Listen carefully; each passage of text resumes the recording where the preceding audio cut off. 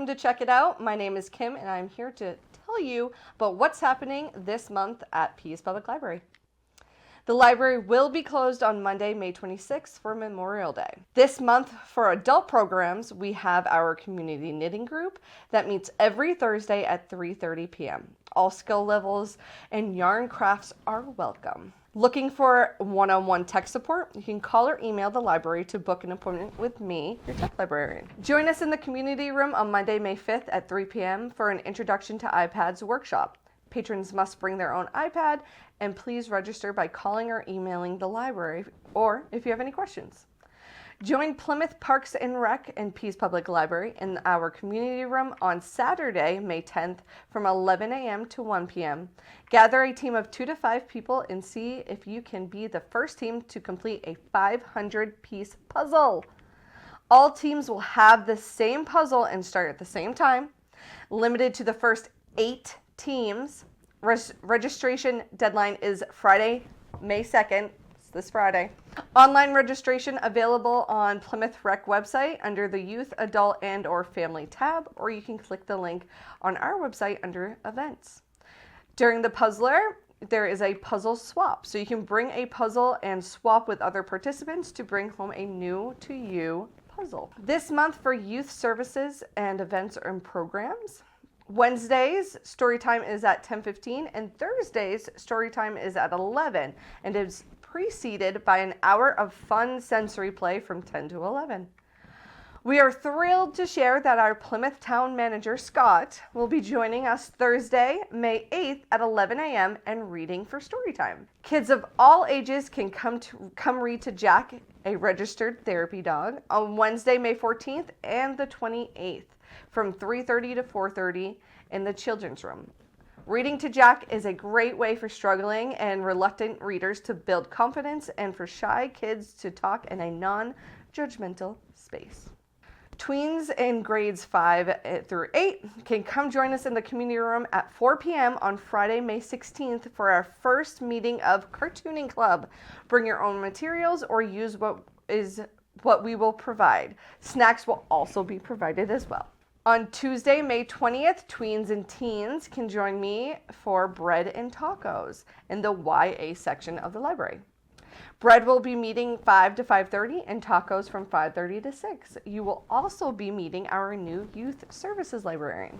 Brick Builders, aka Lego Club, is a great place for Lego enthusiasts. Builders of all ages can join us on Thursday, May 22nd from 3:30 to 5 in the children's room for a themed Lego challenge. Duplo and Mega Blocks are available for our youngest builders. We always have new books coming into the library. Here are some highlights of ones that have recently come in or are being published this month. For adult fiction, check out these next titles. Tell Me Everything by Elizabeth Strout. With her remarkable insight into the human condition and silences that contain multitudes, Elizabeth Strout returns to the town of Crosby, Maine, and to her beloved cast of characters Lucy Barton, Olive Kitteridge, and Bob Burgess, and more, as they deal with a shocking crime in their midst, fall in love and yet choose to be apart, and grapple with the question, as Lucy Barton puts it, what does anyone's life mean? First Time Caller by B.K. Borison. Everyone wants Lucy to find her happy ending, even the handsome, temperamental man calling the shots. But when sparks start to fly behind the scenes, Lucy must make a final decision between the radio-sponsored Happily Ever After or the man in the headphones next to her. The Dead Shall Inherit by Ray Anderson. Inheriting the skipper's house from her late aunt Deirdre MacPhail, a famed Scottish writer, looks like the solution to all Elspeth Lard's financial problems. But this inheritance comes with a dark legacy. Among the exciting new titles coming in, you'll find the following in the mix for adult nonfiction. A Flower Garden for Pollinators by Rachel Daytom. Arranged by season and illustrated with exquisite hand-painted watercolors and glorious photography, this book provides a captivating look at supporting nature.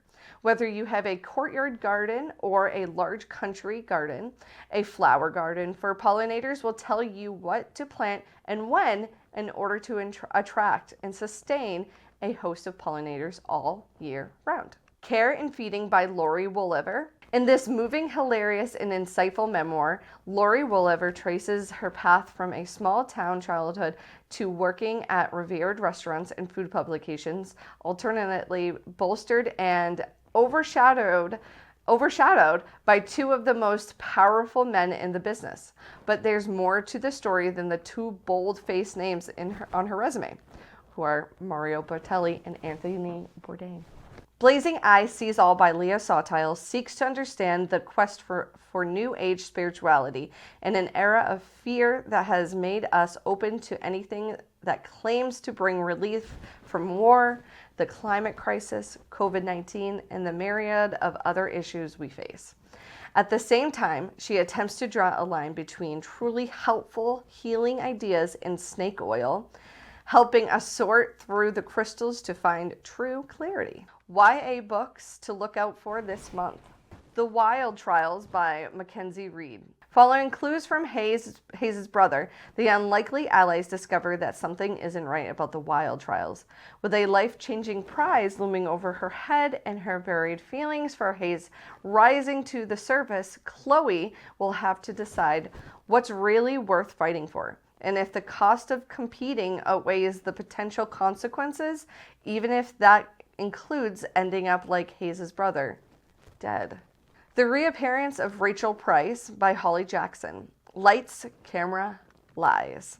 18-year-old Belle has lived her whole life in the shadow of her mom's mysterious disappearance. 16 years ago, Rachel Price vanished and young Belle was the only witness, but she has no memory of it. Rachel is gone, long presumed dead, and Belle wishes everyone would just move on. But the case is dredged up with the past when the Price family agrees to a true crime documentary. Belle can't wait for the filming to end, for life to go back to normal, and then the impossible happens. Rachel Price reappears, and life will never be normal again. It Won't Ever Be the Same by Corey Lee. It Won't Ever Be the Same is a validating and reassuring book that speaks directly to teens experiencing grief, providing them with tools to understand, express, and cope. Written by grief counselor Dr. Corey Lee, the book touches upon big milestones in the grief journey, starting with new grief and continuing through the days, weeks, months, and years after. Each chapter ends with a give it a try activity idea to help teens build an understanding of what they're going through. Other moments throughout invite teens to reflect on a specific question or experience, tune into what they're feeling, or try out a new way of viewing or being in their grief. For children's books, look out for the following titles. Ducky and Snaps by Aim Dykman. After Ducky's egg rolls into Snap's nest, they hatch meet and their friendship is off to a good start.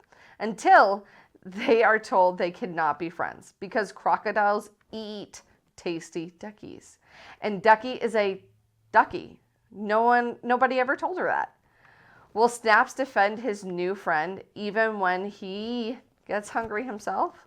Take It From the Top by Claire Swinarski.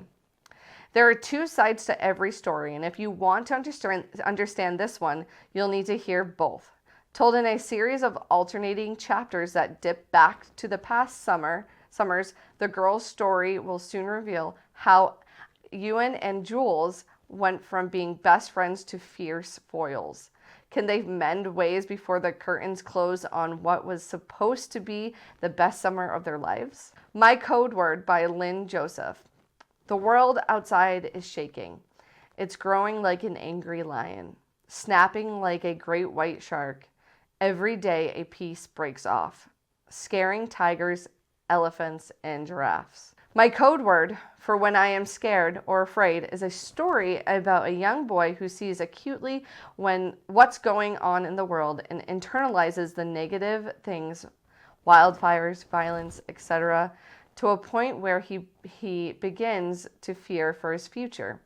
When everything seems most helpless, his mother comes up with a clever solution to not only allay his fears, but teach the resilience needed to be a change agent and tackle the world ahead. As always, if you would like to be put on hold for any of these titles, stop by the circulation desk or give us a call, and a library staff member would love to assist you. For the most up-to-date information about things going on at the library, please visit our website at peacepubliclibrary.org or our social media pages.